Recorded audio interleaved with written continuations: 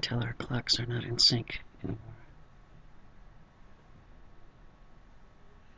Greetings, this is Lansing Online News Radio. I am Bonnie Bucqueroux. This is LCC Radio, WLNZ, here in Lansing, Michigan, and I am soon to be joined with my co-host, Bill Castanier, who is down to only one announcement tonight about something upcoming, and it is the... Oh, I was thinking of the Grand Funk Railroad. I was just listening to. No, They are loud. They are loud, yes. Yes, this Saturday, July 6th, at the Lansing History Society's Lansing Eats exhibit will be Angie Vlahakis, and some may remember him because he was the owner of Jim's Restaurant. Jim's Tiffany Lounge. Tiffany Lounge in downtown Lansing, which is now a parking lot. It was one of the classiest restaurants in the city. Jim is in his, or Angie rather, it was Jim, it was his father, who owned restaurants going back 99 years. Wow. So they've been in the business a while. It's a traditional immigrant story of coming to America and living upstairs from your restaurant and working it until you could move out of that little hovel you lived in. So it's a pretty good story. Angie has got great memories of all the restaurant owners because he said they were all friends. Yeah. Even though they were great competitors, they were friends. And I think it'll be fun. And he is probably the last one around that goes back into that early era. We now have instead, the sort of the Chipotle's owned by a Purina dog chow kind of. I mean, that's not going to be the same kind of culture in 50 years, is it? Lansing's got the highest incidence per capita of chain restaurants. Oh, no! For a city its size in the United States. You're kidding? What? I believe. Oh, now there's a distinction. All you have to do is drive down Saginaw or, Grand River. I was thinking about that the other day. I looked up on the internet to see whether Schlenker still existed down there in Jackson. They had these fabulous little burgers, and they have a literally whitewashed counter that you sit at. It's very old-fashioned, but they have all of these unique little family-owned places that are still around. We've lost so many of those. Almost all of them. Yeah. And there's rumors that some that I can't mention because that would not be right, that'll be going soon also. I mean, that they've been here a long, long time. The restaurant industry is a tough business. Very narrow profit margins, lots of grief. But the Historical Society of Greater Lansing on Sunday will also be having its show, yes, right? We'll also be open Sunday from 1 to 4 at the Kreitz Building, which is on the corner of North Washington and Oakland. And it's an exhibit of 100 and some years of eating in Lansing. Yeah. Lots of artifacts from places like Dagwoods. Yeah. Like that. Original signs from some of the Coney Islands. Lots and lots of menus, cookbooks, just various things that you see in a museum. Boy, I keep hoping that you will do the fundraiser soon and start your own facility so you can. These don't have to be pop-ups anymore. We looked at a place last Thursday. Oh, good. And it's under consideration, so excellent. It's going to happen. It just depends when we find the right building that we can afford, and that also makes a home for us that we can live in for a while. Sounds great. Hope you can announce that news soon. And the only other thing is, I just want people to understand there's an election coming up. I started to get my little flyers, and sometimes 2 or 3 of the same one. Yeah. Save them a lot of money. Yeah. But it's coming. Lansing's got an election. It's going to be an exciting one, I think. It's going to get dirty. Well, they're fun as long as you're not involved. It will be exciting. It's going to get dirty. I can tell already. Yeah. Well, what has been exciting is the last week down in Washington as everybody braced for what might happen as the Supreme Court of the United States made its final rulings in its final week of deliberations. Boy, they threw everything at the wall. There were actually some other interesting decisions that will never be talked about because they got lost in the shuffle. And we have guests tonight. We're going to be devoting the entire hour to discussions of the major decisions that came down last week. And I was thinking the other day that in the election when President Obama was elected, right?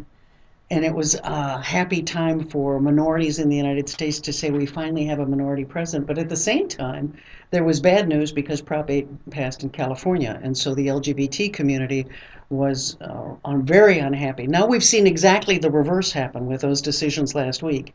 The new set of decisions come down from the Supreme Court. SCOTUS announces that Prop 8 goes back down to the lower court, that DOMA is no longer the Defense of Marriage Act, which had been in effect here in Michigan, that now the federal law will take precedence that the federal government will be acknowledging all these same-sex marriages, but at the same time we see the Voting Rights Act get gutted. So we have two groups again. I mean, I thought we make progress, but we seem to make one step forward and then one step backward, and I'm sure the groups on the other side see it exactly the reverse. But we're joined tonight by Emily Dievendorf of Equality Michigan, Nathan Triplett. Are you now Mayor Pro Tem That's still? correct. Yes, of East Lansing. And they're going to be talking about some of the LGBT issues here that are directly affected by those decisions. We're also joined by Doug Warren and Dennis Burnside, and they are both the Malcolm X Foundation and also the Paper Tiger Book Club. But I thought we'd start first with the people who are happier. But you know, Raise your hand. Raise your hand. no, no, you can keep it. You can hang Okay. it. But the happiness part of it is there's still an enormous amount of work to do. Tell us what's happening on that front now. There's a lot of things popping right now, even in East Lansing, right? Yes, and I have to say I will make sure to release some anger when we get to the Voting Rights Act Oh, part good. of the discussion. Agreed. But I am very, very happy about the SCOTUS decisions around LGBT rights. Striking down DOMA was a very strong statement that the federal government that is not treating LGBT couples as equal under the law, and the Supreme Court recognized that and recognized that a lot of the hypocrisy in the way we apply our Constitution is rooted in trying to target particular populations in the United States, and that is unfair and that is unconstitutional. And that was a huge step in the right direction, and it gets us that much closer to full equality under the law, with a lot more work to do. Does it make you concerned, however, that if Anthony Kennedy gets sick, that this could go exactly the other way, that we were very fortunate that he's still on the court and still healthy? I mean, that it's a one-vote difference, is that of concern? I think every time we see a decision this important, and these decisions, all of them, even the ones that fell off the radar this last week, they are very important and impactful. We realize the value of having justices that are in there truly to advocate for the Constitution, as opposed to having justices in there that have a more extremist agenda behind them, and some lack of logic, I would say, in their dissent. So tell us what that's going to mean for East Lansing. What are the challenges now for local governments to figure out where does this leave us? Well, you've already seen the ripple effect from the court's Windsor decision striking down DOMA coming back here to Michigan. It was only 2 days after the court issued Windsor that the first one of these cases we have pending in Michigan regarding the state's discriminatory ban on domestic partner benefits, relying heavily on that case. Judge David Lawson in Detroit issued a preliminary injunction enjoining Governor Snyder from enforcing that ban, which will allow communities like East Lansing. We're immediately going to resume offering those benefits to our employees during the pendency of this trial. That's 48 hours after the decision was released. You're already seeing that impact. And then, just 5 days later, then today, July 1st, we see that also relying heavily on Windsor. Judge Freeman, who's currently hearing a challenge to Michigan's marriage amendment, also relying heavily on Windsor, issues a decision denying Governor Snyder and Attorney General Schuette's motion to dismiss that case. So it will also move forward directly challenging not only our discriminatory adoption laws in Michigan, but our constitutional ban on marriage equality. So, again, 5 days in total, and both of those things have already happened. So the impact can't be overstated. When we think about it, the domestic partner issue, I have a colleague in my department who was really hurt when DOMA went through. And the idea that they would take away domestic partner benefits from her and her partner was really just, it wounded her to think that her fellow Michiganians would be willing to pass that kind of legislation and wouldn't realize the consequences. How long do you think it will be? That will take care of maybe domestic partnerships benefits, domestic partner benefits, health insurance primarily for people, that's the big concern. And then also some adoption issues. How long before we would actually reach the point of being able to have same-sex marriage in our state? Yeah, I mean, again, I think that's one of the important things to realize. Both of these cases are great steps forward, but these are all preliminary issues. In the case of domestic partner benefits, all we have right now is a preliminary injunction. There still has to be a trial on the merits. We still have to get to that final stage. But it's important to remember, it's the same judge who's going to be hearing this issue who said quite clearly that there was no basis for this ban on benefits except for animus against same-sex couples. And used very strong language to that effect. So I think you're still talking about a period on these cases, these legal challenges, certainly of months, if not longer, at this stage. And then we'll have to see what happens with the appellate level decisions. There's no way a district court level decision on either of these issues gets issued and the state doesn't appeal up through the Sixth Circuit and potentially ultimately the Supreme Court. Yeah, I think that what we're learning right now is that we really can't predict the speed of any of this or from what angle we're going to see success, which shows that it's all the more important to make sure that we're coming at this from every direction, that we are making sure to bring our cases to the courts, that we're trying to make progress legislatively, and that we're really mobilizing and strengthening the base and making sure to activate the public, because the public is behind equality. In over every issue, a majority, around 60% for adoption, for amending our Hate Crimes Act, for protecting the LGBT community from discrimination in employment and housing and public accommodation. So the public is ready, and regardless of what the judge says in this federal case, the federal adoption case, if he rules in a way that challenges the ban in Michigan against same-sex marriage, we still have to expect a challenge, and we have to continue to try to move forward and make progress in other areas, because we have to anticipate having to win in every possible respect. One of the reasons that the decision came down really made it easier for SCOTUS to decide as it did was that President Obama decided not to have the federal government weigh in on the side of DOMA and withdrew from that position. Do we think there's any chance that Governor Snyder would decide that it's not appropriate for this administration to weigh in? I would certainly like to think, some of the ways that he's presented these issues, he suggests there's at least a kernel of understanding that this is not only the right thing to do, but there's a critical element about talent retention and attraction here. So he says the right things, but in almost every case when he's actually been challenged, he then goes and does the wrong thing. The domestic partner benefits ban being case in point. This was an issue he had spoken against during the campaign. He spoke against as governor, and then when the legislature passed it, he went ahead and signed it anyway and stripped local governments of the authority to offer benefits to our employees. So I would like to think maybe he'll get it, but I have very little confidence of that being the case. And I think certainly the Attorney General, Bill Schuette, there's no chance that he will get to a point where he's not going to try and aggressively prosecute the state's ability to continue these discriminatory policies. Yeah, I don't think it's a matter of where the governor stands on the issue. I actually think he's pretty good on the issue. I think it's a matter of who actually pulls the governor's strings. And I also think that and who are we finding out that is? I would look at some big money on the west side of the state, but I also think that he doesn't like to.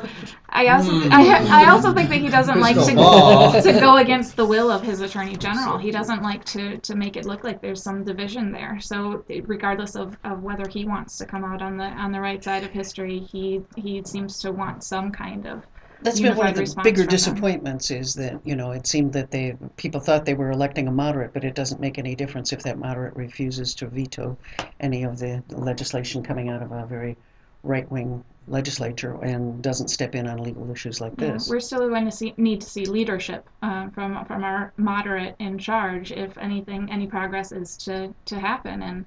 And right now he seems to be very focused on other things and pretty much announcing that this isn't a priority right now. Equality isn't a priority right now. So we're hoping that the public opinion and the momentum that's building will let him know that he has some protection there, that he is on the right side if he were to speak up and to actually take the lead. I've heard seen some discussion that 2016 is a target for a statewide ballot issue? 2016 is absolutely a target. I intend to make sure that we get to the ballot in 2016, and I intend for us to win. And that's certainly a part of why it is 2016. I think when it comes to a whole community experiencing harm, and civil rights, really the reason we work towards progress in civil rights is because lack of civil rights means that every day with that lacking, that people are vulnerable, people are being harmed. So I want to make sure that when we do bring this to the ballot, that we win, that this is not something that we're further endangering getting support in the future if we had to do it again. I don't intend for us to have to do it again. I want to stop the harm. as soon as the question is posed to the voters. This is LCC Radio, WLNZ 89.7 here in Lansing, Michigan. We've been talking with Emily Dievendorf of Michigan Equality and also with Mayor Pro Tem Nathan Triplett of East Lansing. And one question before we shift focus from this topic is I have been wondering, I think about the military families in the state who are now covered under a different kind of situation. I mean, one of the reasons that I think it's going to be untenable for the decision to remain as it is because you cannot have these kinds of disparities state to state. But I think of a couple coming here now, a same-sex couple coming here, and now federal law will protect them if they've been married in one of the states that allow it. What will that mean for all of those complicated issues for you at the local level? I mean, a lot of these, you have people in various statuses then. Yeah, it's going to be a very messy situation. I mean, it's clearly a victory to have federal recognition for these marriages, but the fact of the matter is we talk about these 1,000, these 1,100 rights that are incidents of marriage at the federal level, but they're provided by different rules and different statutes. The standard is different. Some are based on where the marriage was celebrated. Some are based on the state that you're in at that same time. So it's not going to be clean. There's a lot of complications that we have to work through. The good news is, again, you talk about elections mattering. There's an administration in Washington now that has made it very clear it's committed to ensuring that to the maximum extent possible, all those rights are recognized across the country and that those definitional issues and implementation issues are worked out. But it definitely creates a challenge, and it creates desperate treatment between residents of that state that's going to be complicated. And they were talking that, if I were in the military and I were in that circumstance, I wouldn't want to be sent to a state that didn't honor my marriage anyhow. So, I mean, that's going to be another issue that we're going to have to be dealing with along the way. Absolutely. There's a lot of work left to be done to implement what the court has done. It's an important first step, but the work is not done. Now, one of the reasons that I'm not as optimistic as I would like to be, and now we're going to shift focus and talk more about the Voting Rights Act, is that between gerrymandering and voter suppression issues that I fear are going to go berserk now with striking down Section 3 of the Voting Rights Act, what is that going to mean for our future here in terms of elections do matter, but are we going to be facing a spate of voter suppression laws here in Michigan? And are we going to be in danger of seeing that vote depressed here and all across the country? Is it going to be hard for minorities to be able to hang on to the gains they've earned under the Voting Rights Act? I agree. Absolutely. Well, Dennis Burnside. Well, they've already given the states permission to change voting laws within that state without going to the federal government, without going to the Justice Department and getting those changes approved. That states' rights type of approach led to Jim Crow laws that we had in the past, and I think we're already seeing a return to that. Texas didn't waste a full day. 2 hours. Yeah, 2 hours before they started changing their laws. So I think you will. I anticipate draconian changes in laws, not only in those 9 states where you had the Voting Rights Act in effect, but some areas of the North where you have voter suppression. Look what happened in Cleveland in 2004, and I think you'll see that replicated throughout the country. Section 3 and the decision seems very strange to me because what it really seems to be saying is that the sensibilities of white people who were offended at being singled out for being potentially racist was more important than protecting the rights of minorities to vote. And on that scale, I guess I don't quite, I mean, that's what the decision seemed to mean to me. Did you get that out of it, Dennis? Yeah. This is probably, and in terms of civil rights, the worst decision the Supreme Court's made since maybe Plessy versus Ferguson, in my opinion. I think it's just. And I'm not up on Plessy. It was just absurd. I don't know what you think about it, Dennis. We haven't talked specifically about this, but I mean, to me, this is just it's wipes out like 50 years of civil rights legislation and all the effort that went into that 30, 40 years prior to that, where people finally took to the streets and said enough's enough. I see a return. I mean, Texas, they set the bar. The 2 hours it took them to roll the clock back. It's going to start to happen here. Well, it's been described as a stab to the heart of the Voting Rights Act. Yeah. So it's almost a lethal blow.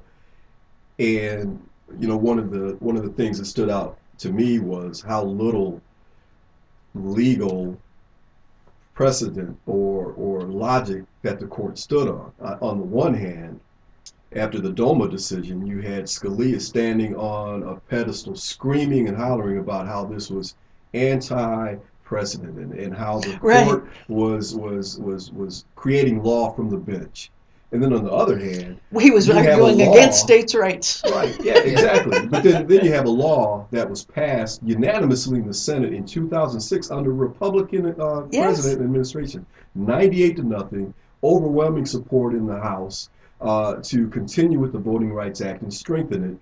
The court comes along with barely anyone able to say that this law has harmed me, and decides that they're going to legislate from the bench, and they know better. The hypocrisy of this court has only been mirrored in history in a so-called democracy. And you know, for the audience, my fingers are up with air quotes. I got to remember to turn the webcam. Maybe our online audience can see the air quotes. By the Chrysler Court in Nazi Germany. The law is what they say the law is. And I'm not being, speaking with hyperbole. These people just don't have any credibility with me when it comes to their legal decisions. They can turn the law on its head when it's convenient to their position and do it with a straight face. Well, it's that argument about states' rights and smaller government and all those things that they say they care about, but at the end of the day, they'll torture themselves into a pretzel in order to be Yes. able to come up with the end result that they want and find a philosophical justification for it. And I guess that's the concern that I have, is it's clearer to me that we have a long-standing group of conservatives in the court here, and it's a young court. I mean, it really is. The Roberts Court is a young court. These are people who are going to be with us for decades. And we have a very narrow margin of victory in the DOMA case and in the Prop 8 case. And we have a shifting cast of characters in the Voting Rights Act. And the argument there was that, well, let's let the legislature give us a remedy. Can you imagine Congress coming up with a map? You know, my only suggestion would be the easiest way around this would be for them to say that all states would have to suffer this strict scrutiny if they want to change their voter laws. And I'm not sure that's such a bad idea. Well, we possibly could get that remedy if we had a Congress that had integrity, that voted based on the merits of the issue. But I think this Congress is bought and sold. It's special interests, it's their own political ideology that drives the day, and they'd rather not vote on key issues than make a decision that might bruise the ego or take away something from the wallet of one of their key supporters. So I don't have any hope for that type of remedy. What I'm interested to see with both of these decisions, considering the demographic change that's going on in the country, the youth movement and the demographic change away from right-wing politics of the Reagan era to what we've seen most predominantly in the last two presidential elections, is how is the citizenry at large going to react to this? How is that demographic going to figure into this in future elections? Clearly, the country is, at least the citizenry, is moving more to the left. How are they going to battle back against the gerrymandering that's already taken place? I know. But I think that's going to be interesting. Are people just going to become more disinterested and more disengaged, or is this going to be a jolt to them to get them back out in the streets and working for meaningful, change on a number of levels? I see what's happening in Cairo today. And that was a case where, people went to the streets once and got the election that they wanted. They're unhappy with the results. They don't want to move to the right. The young people want to move to a more progressive direction. And they're back out in the streets again. But we haven't seen that kind of unrest here. We saw a brief flurry with the Occupy movement. What do you think we'll see? Well, see, the problem with that argument is that those young people eventually age. And they become middle-aged like me, and they become more conservative. There has never been keep a more... moving to the left, Dennis. I hear you, and I maintain my political bona It's that fides hoop too. house and what you grow in. But I don't think there's ever been a more liberal generation than the flower power peace movement of the 60s. Yeah. My older sister is part of that generation. She used to be out there at the throne, the flowers painted on her face, and her whole generation. And she became a right-wing Republican. No. Yes, she did. No, she's back now. Did you drum her out of the I team? pulled her back, and I'm proud to say I did. But she's Intervention. yeah, there's intervention, the whole family. But that doesn't happen very often. I think a big portion of the moderate to the teabag Fox News audience at one time smoked dope, partied, and called themselves left-wingers. People get older, and Doug and I have had this debate before, and I hope I'm wrong. So they're going to keep manufacturing old people and we'll never see progress? They keep getting old for some reason. They keep getting I wish I- elected. I think, though, that we're seeing a demographic shift beyond age, though. I mean, women, when we see what happened with the with Senator Wendy Davis Yeah. down in Texas. I mean, women are becoming mobilized in a way maybe they hadn't been in a long time. And single women too. I mean, that's something that people really don't want to talk about, but single mothers are going to be a huge factor in And a number of different. that's a new demographic. Yeah, it's a demographic that's really never been dealt with, hasn't been, but it's going to keep getting bigger. And I don't, in certain instances, I don't know if that's such a bad thing when you talk about the way that single women typically and single mothers typically vote. Yeah, it's going to be very interesting to see how that all shakes out over the next couple of decades. Any organization that doesn't have a strong input from women eventually is in trouble. I saw the statistic today, I was quite surprised by that 77% of the leaders in the pro-life movement are male. And somebody else noted that, and 100% of those leaders will never get pregnant. So, so that sort of tells you what they're thinking about. Now, what's going to happen in the LGBT community, though, if they find themselves again having to wait? I mean, the polls are on your side. There's been a huge shift in the culture. People want this now. The majority of the people in the United States want equality. Are they going to, I mean, how long can they wait? Luckily, a little over 3 years isn't terribly long in the grand scheme of things. And Michigan, unfortunately, has a number of other wins that we have to start to rack up. I mean, and not towards marriage, just in general, in order to be able to make sure that Michigan citizens can care for their families. We need to amend Elliott-Larsen to include protections in employment. We need to try to win second parent adoption and protections in hate crimes, because we don't want to set up a situation where you can get married on Friday and still fired legally on Monday. And that's the one that worries me. I told a friend of mine, a colleague, about the fact that, that gay people can be fired, and they insisted to me that couldn't possibly be true, that wouldn't be the case here in Michigan, but it is the case in Michigan. And is it going to take something more sweeping, just as we found out with marriage, that there were all these other attendant laws and rights that came along with that one? Is it going to take a sweeping Supreme Court decision to just sort of wipe away all the clutter and make it very clear that you can't have these disparate standards? I think on some of these issues, well, first of all, this point can't be overstated. If we had marriage equality in Michigan tomorrow, there would still be battles to fight. It would still be legal to fire someone for being gay, even if we had marriage equality. There would still be no protection from hate crimes, even if we had marriage equality. So there's lots of battles to fight. My personal opinion is, I think on some of these fronts, like amending Elliott-Larsen, that's a battle that we can and have to win legislatively. It's going to be far quicker to do it that way. There's not a great legal theory to get it in the courts, but we have momentum right now that we can capitalize on to push those reforms through the legislature and to push them at the local level, frankly. It is legal to fire someone in Michigan for being gay, except in the 23 communities that have adopted inclusive non-discrimination ordinances to make that illegal. So there are battles that can be won, and we don't have to necessarily just sit around and wait for either 2016 for a ballot measure on marriage, or until Judge Friedman makes a decision and that goes through its process. There are things that we can and must do today on these issues that have nothing to do with marriage. While we have the spotlight on LGBT issues and LGBT social justice, we need to make sure that we're using that spotlight to educate the average citizen as to what we do and don't have, and we don't have anything. Now, East Lansing has on the books a law that would prevent people from firing people just for being... We do. East Lansing, actually, believe it or not, has the nation's oldest policy banning discrimination based on sexual orientation. Today we have an ordinance that bans discrimination in employment, housing, and public accommodations based on both sexual orientation and gender identity. So ours was the model from which, again, 23 of these policies have sprouted up in Michigan, well over 100 across the country. When states have failed to lead, local units of government have stepped up and said, we're going to protect our residents. In fact, as we sit here this evening, that conversation is happening at a meeting of the Delta Township Board of Trustees as they go through the final process of approving an ordinance in their community through a campaign called One Capital Region that we're working on. So, the state has failed time and time again to amend Elliott-Larsen, our state civil rights act, to provide these protections. But in the absence of their leadership, locals have stepped up to fill the void and to protect their residents. I just want to remind people that Delta Township's in Eaton County. I just thought I'd I don't think we have to say a lot more about that. What do you think the Pope, the Cardinals, and the bishops had to say about the Catholics who supported DOMA? It's such an interesting time in that there is majority support, even in Michigan, regardless of religious affiliation, political affiliation.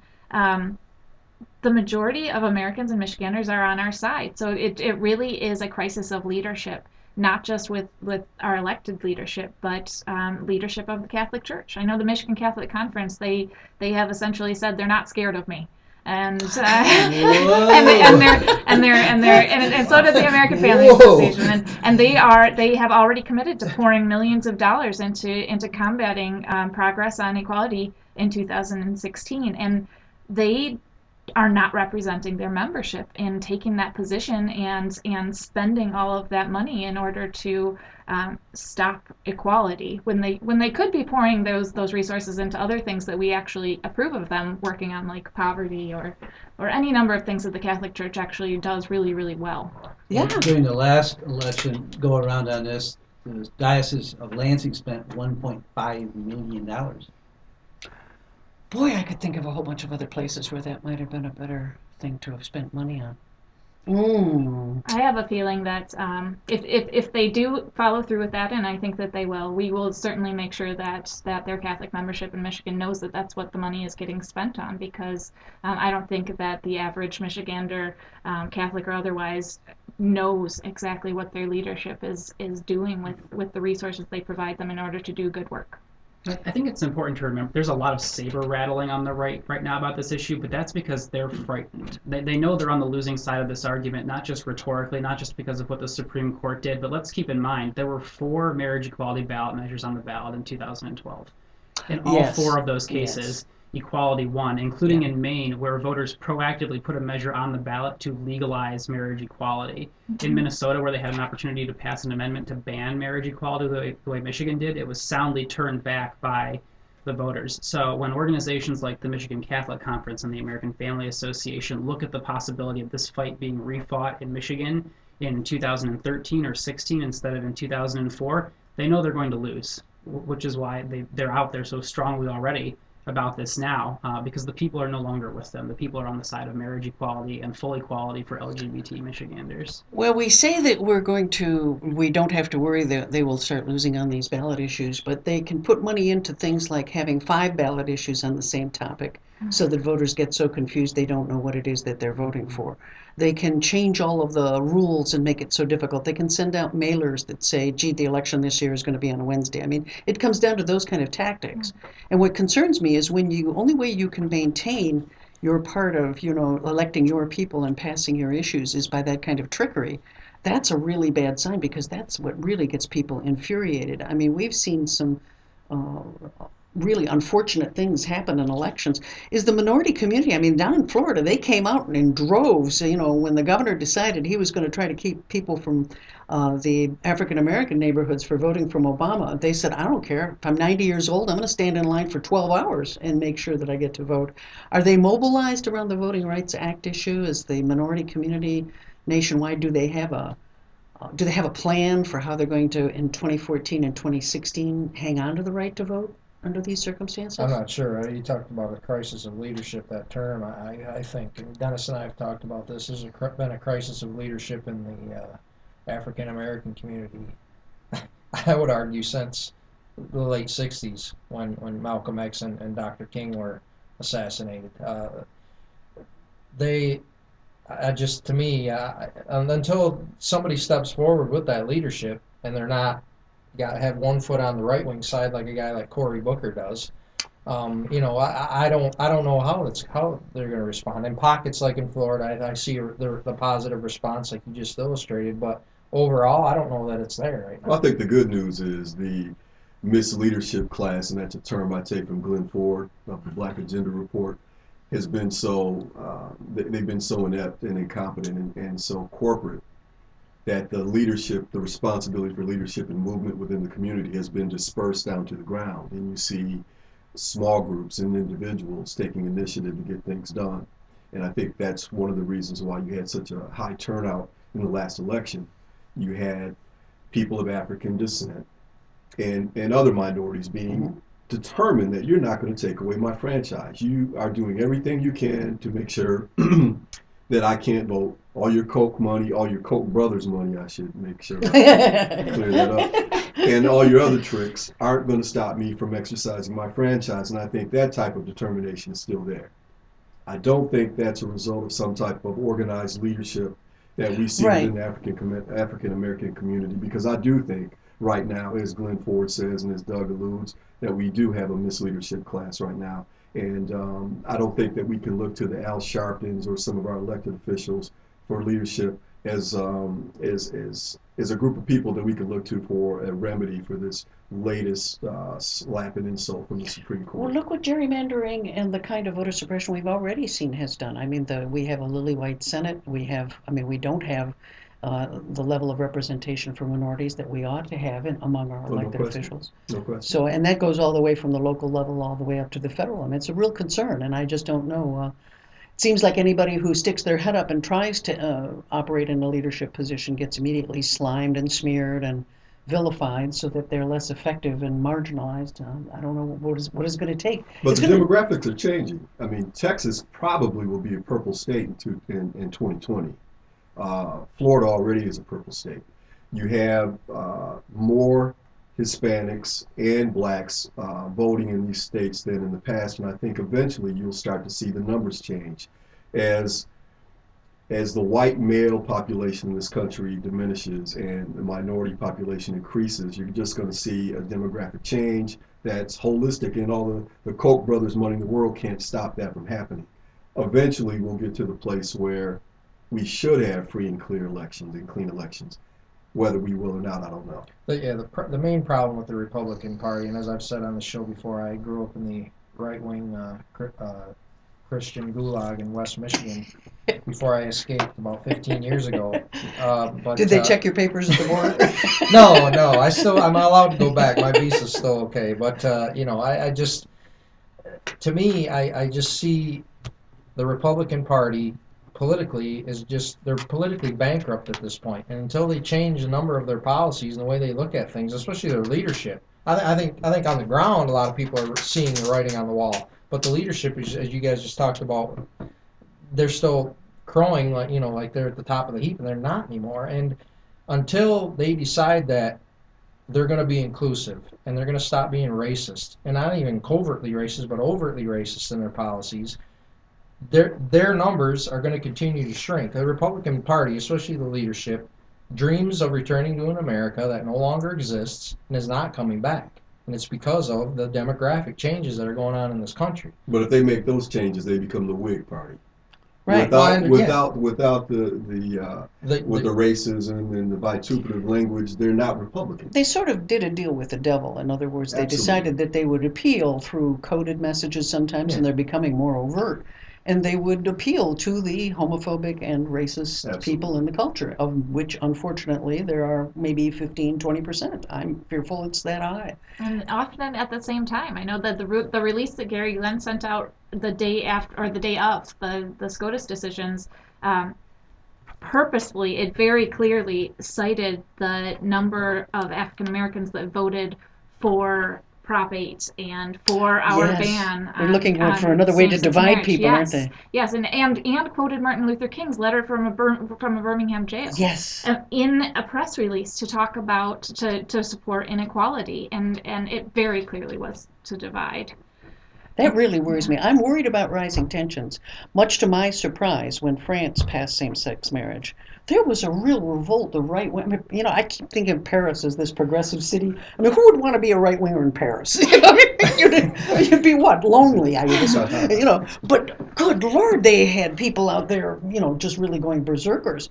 I mean, one of my concerns is that I saw the explosion in the Tea Party. There were many of us on the left who were equally unhappy about what had happened with the bailout and what had happened with the banks. Mm-hmm. But the Tea Party immediately went explosive, hit in large numbers at the Capitol. I'm worried about rising tensions. They're losing now. They're losing on the LGBT issues. I think even though they may feel they've won on voting rights right now, that in the long run they still feel they're not going to win on this.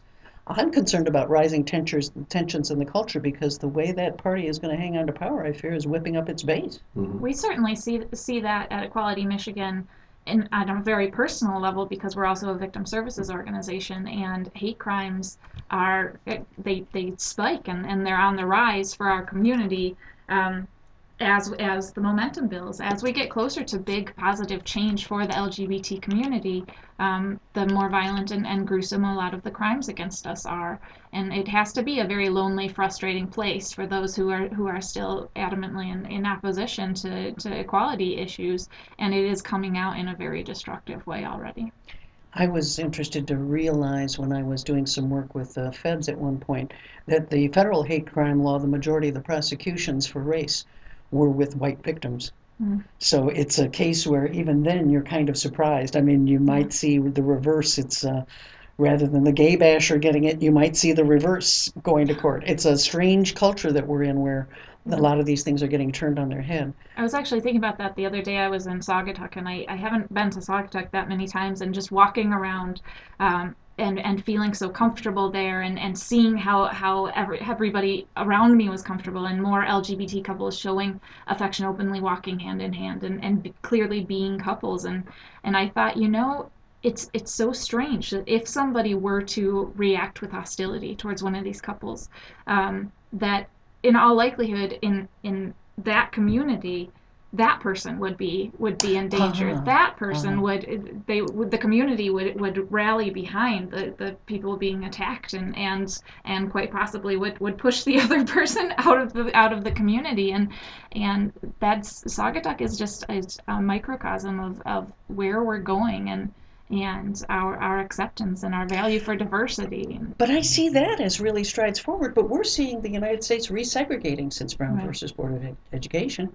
I mean, we are now not having communities where it is a mixed community and people are living together comfortably. We're seeing schools that are far more segregated than they were immediately after that law was passed. How come we've been so unsuccessful in reversing that? I mean, and I don't see how you can get rid of the Voting Rights Act at the same time. I loved Ruth Bader Ginsburg's comment that it would be like throwing away your umbrella in the middle of a thunderstorm because you say, gee, it's been working so well, Right. How are we going to, the conundrum underlying all of this, I think, still is race. I watched the reaction, Absolutely. as you did, to Rachel Jeantel. Did you see the reaction to her testimony on? Yeah. It was stunning to me. I mean, she speaks 3 languages. Yes. English is not her first. Right. She's a very young lady. She's nervous, and she's being ridiculed as somehow stupid and inarticulate because she doesn't speak the King's English. Well, how many of us do? She's But that's testifying in not the point. Trayvon Martin case, for those who may not. Right. She spoke from a place of truthfulness and from her recollection. That's all she's required to do. She's not supposed to be an advocate. She's not supposed to be someone who's trying to make a point. She's supposed to tell the court what her recollection is of the events that they're asking her about. And she's a traumatized teenager. She's a teenager, and because she does that, she's ridiculed. Well, She heard somebody get killed while she was talking to her. Her I friend. mean, that's Yeah. terrifying. It is. It is. I don't know about the eventual segregation of this country and where that's leading to. I've got mixed feelings about the economic impact of integration on the black community because I've seen the economic devastation that's entailed. On the other hand, I really think most of it has to do with economics and the lack of access to the middle class and healthcare benefits and the type of undergirding of a community, of a culture that you need with a strong economy in order to foster a healthy community and blossom and live wherever you want to with whom you want to. If you're poor and you don't have options, Right. you'll be segregated and left into that type of isolation that is called slums and ghettos all over the world. I don't think that's any different here. Purely at a cultural level, though, we saw Paula Deen and her $17 million empire pay a price for some of the comments that she has made. But a And lot of black people defended her. well, I was amazed by that. At the same time, I'm amazed at how homophobic. but that's the I was black just going to church say. is. Yeah. Oh, yeah. And it's disgusting. But we have a lot of some disorders within our community, and it's almost like a mental disorder. But Alec Baldwin can use the F word, right? We have the N word on one side and we have the F word on the other side, and Alec Baldwin uses that and pays no penalty. Yeah. So what kind of standard is there in that case? I mean, I'm not quite understanding anymore how he can get away with those kinds of comments and somehow they just shrug those off. I mean, that seems to me untenable in this era. I think the takeaway from the conversation, though, has to be, and we've even done it a little bit in this talk, is there's this tendency to silo things. Yeah. Where it was a win for the LGBT community last Right. week, it was a loss for African Americans and Hispanics, when in reality, both of those things are true and both should matter. You can't get LGBT equality if there's voter suppression. Right. You can't have, there are African American folks who are LGBT, there are Hispanic folks who are LGBT, and we're stronger when we realize that it's a collective effort towards equality on all these different dimensions.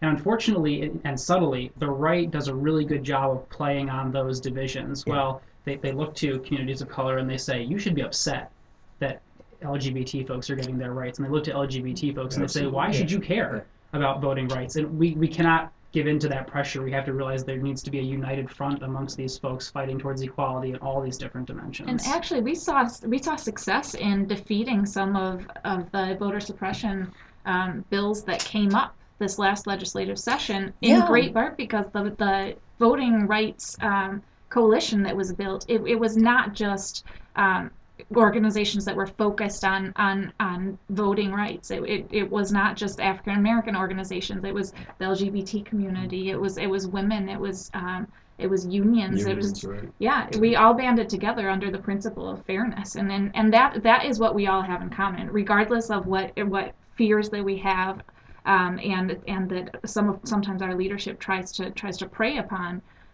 When citizens are polled, everybody feels that they value fundamental fairness. Everybody sees and can identify inequality and say that they don't want to see it happen anymore.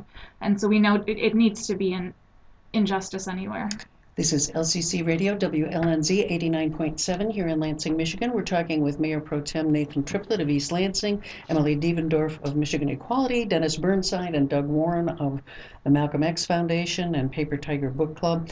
And we're talking about, one of the things I think we do too is that we are afraid in this culture to talk about class. Mm-hmm. So we talk about all the other divisions. Mm-hmm. And it's sort of like, I was thinking about this on my way in again. I'm troubled by this statistic that 40% of the wealth generated in this culture has gone to less than 1% of the people in this country, just a handful of rich families. You can't take literally almost half of the money and wealth in this society off the table and hand it to such a small handful of people. It is to their advantage to have us squabbling and scratching for pennies. And the main jobs program that they seem to be interested in promoting are bad jobs at their corporations and full employment for lawyers to make sure they don't pay their fair share of taxes. Mm-hmm. So one of the challenges is I think we need a new progressive coalition that says, how can we put aside these divisions?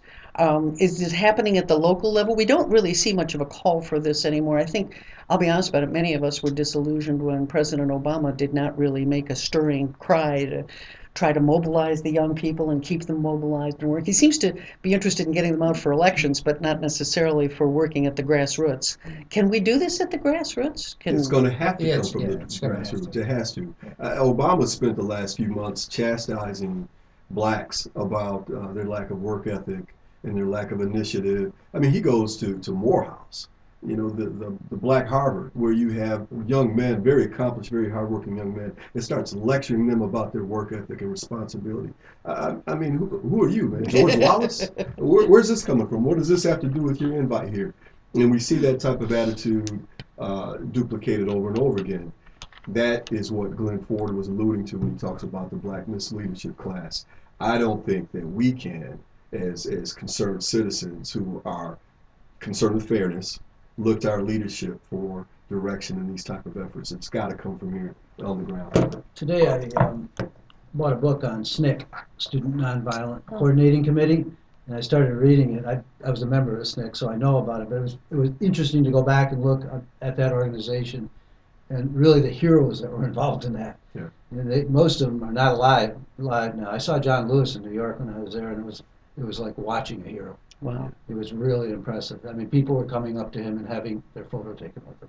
That's pretty unusual. For a non-sports figure, you know what I mean? I actually heard he converted Eric Cantor to an advocate for the Voting Rights Act, which if he did that, he could turn water into wine. But I think you're right. Reading that, there is a lack of leadership and some grassroots effort, too. Well, I think when it comes to finding common ground that the left can unite on, there are two things I'm still waiting to see the left unite on completely, regardless of who was in the White House or who was in charge in Congress. It's the anti-war movement Mm. and We the forgot to battle talk against about that, Wall don't we? Street. Yeah. Those are the two things that are sucking more money out Yeah. of other places that it needs to go than anything else. And the anti-war movement died when the current president, as Glenn Ford talks about him, he's the more effective evil, who's leading the imperial charge into Africa once again. Mm-hmm. When is the left going to unite against the war, regardless, and say this money being spent on this war is ridiculous? And I always have mixed feelings about the term civil rights, because in the greater context, as Malcolm X often talked about, it's more than civil rights, it's human rights. Yeah. And there's nothing more inhuman than war. So if we can get a human rights movement going again against the war and against the bailouts on Wall Street, there's no Wall Street sales tax. That's a term I've been hearing a lot lately and putting on folks. If you just put a 1% tax, sales tax on all Wall Street transactions, which they are not taxed for at all on now, we'd have so much money to take care of our infrastructure and all these other problems. New schools and hospitals and roads would be popping up all over the place. But again, all that money's going into the military-industrial complex that, ironically, a Republican president warned us about in 1961, the last, the Supreme Allied Commander in what many people consider the last Ike. Great War, World War II. No wars are great, but you get my point. When is that united front going to come again, like it did in the 60s with SNCC, against the war, against the imperial American government? You're not allowed to say that word imperial Well, anymore. that's okay. I say it all the time. But It is interesting how we don't tend to talk about anti-war as an actual movement anymore. And I'm a big Kurt Vonnegut fan, and I don't know. Kurt Vonnegut said he was very anti-war, and he said that's like being anti-iceberg. Right. And maybe that's it. Maybe it's because it feels like an inevitability. So how do we reach people so that it doesn't feel like an inevitability, that this is how we resolve our conflicts? And isn't that a cultural shift? Isn't that's a whole change in our thinking? I think people, even whether they be on the left wing or the right wing, when I start talking about the war and the imperialism, and they think I'm anti-American. That's got to stop too. You're not anti-American if you're against the war. You're anti-war. There's a big difference. How are we going to fix America if these wars continue? We got a surveillance state that's out of control. We could talk a whole hour about this. These are the things that people need to attack if they want to stop everything else that's going on. We have a really constricted media discussion about these issues, because the moment that you enter into that territory, you're perceived as being against and anti the troops, and then you see a whole spate of, sort of flag waving and patriotism on that score. So it's very difficult. It's not even with the media. As we walked in here tonight, I was joking with Doug. I was having a little Twitter beef with so-called liberals about Eric Snowden, and they're calling him a lawbreaker and a traitor. And I'm like, he's a traitor for telling us the government's spying on us? Oh, that's my kind of traitor. The same thing happened with the drone war.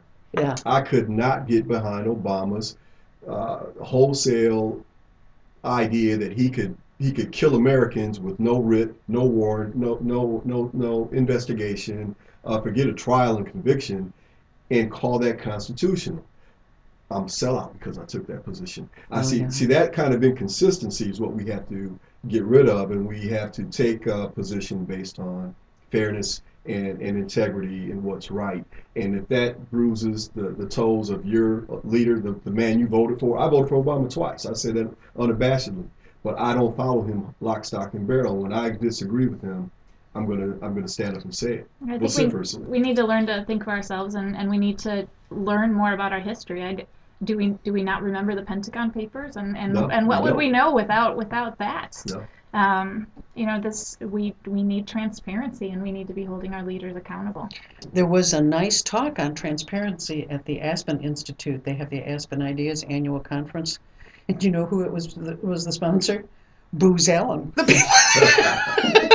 people I saw that on Facebook yesterday. They had part of the program, and I almost choked. Now, one of the challenges for you, Nathan, is that you're there in East Lansing. It used to be that there was revenue sharing from the federal government, and states and local municipalities, the money trickled down, and you had buffers when, because you're unlike the federal government, you can't run a deficit. You have to balance that budget every year. What are some of the things at the local level that you can do? I mean, you're being starved for resources. You're trying to a number of initiatives. What are some of the things happening at the local level in terms of local leadership? Yeah, I think that's actually a place where there's a bright spot here, is that we've already talked a little bit about that, how we've lost battles at the state level on some of these LGBT issues for 30 years. At the local level, we've been winning. And I think you can take that model outside just non-discrimination ordinances and see it elsewhere, where you've got people who are making different decisions about how they invest their budgetary resources. I frequently, we talked about some of these economic issues. Well, Governor Snyder is really fond of talking about the increase in the state's bond rating and how they did that and how important it was. And I don't discount that those financial issues are important.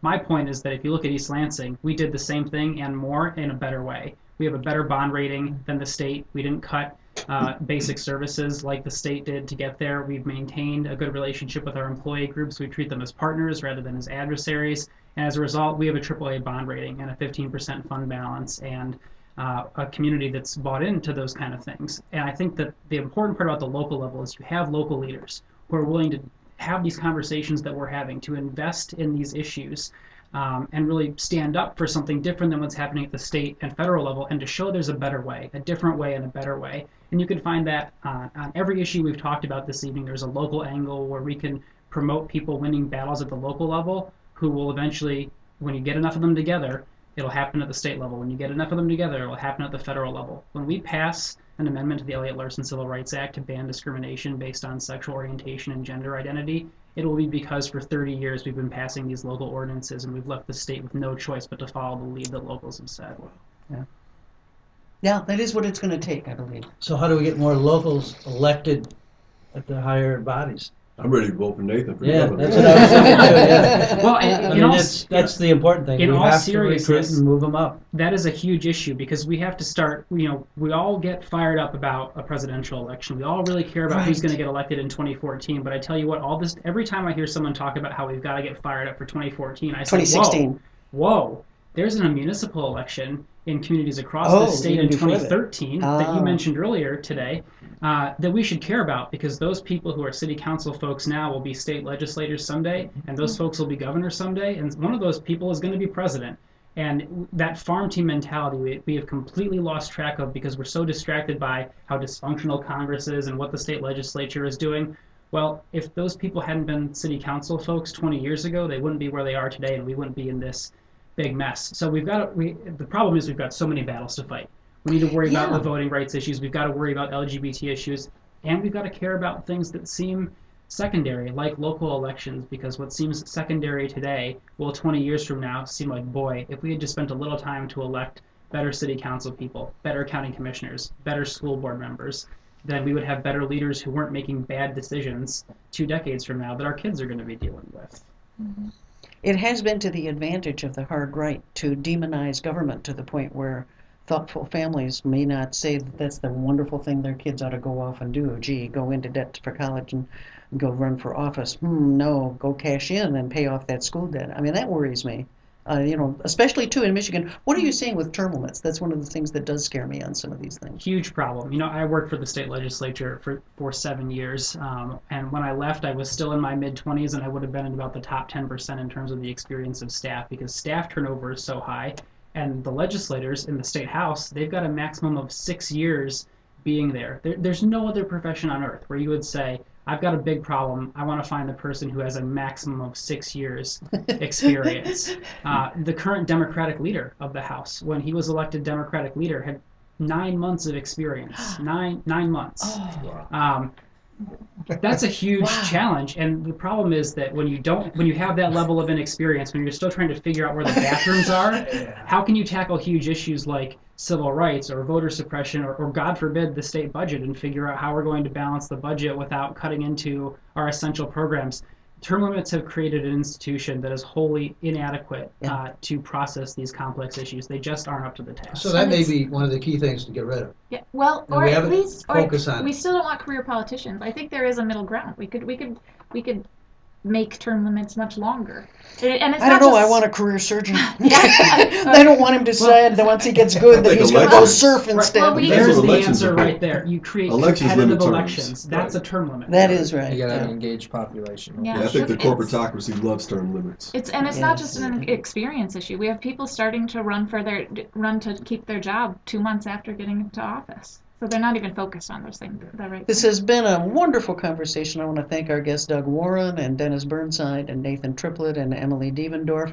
And next week we're going to have some guests to talk about some of what's happening with immigration law and the Hispanic community, because that's another group who is right on the front lines of seeing what's happening with civil rights in the United States. Thank you very much. This has been Lansing Online News Radio. This is LCC Radio WLNZ here in Lansing, Michigan. Come back next Monday night. Thank you.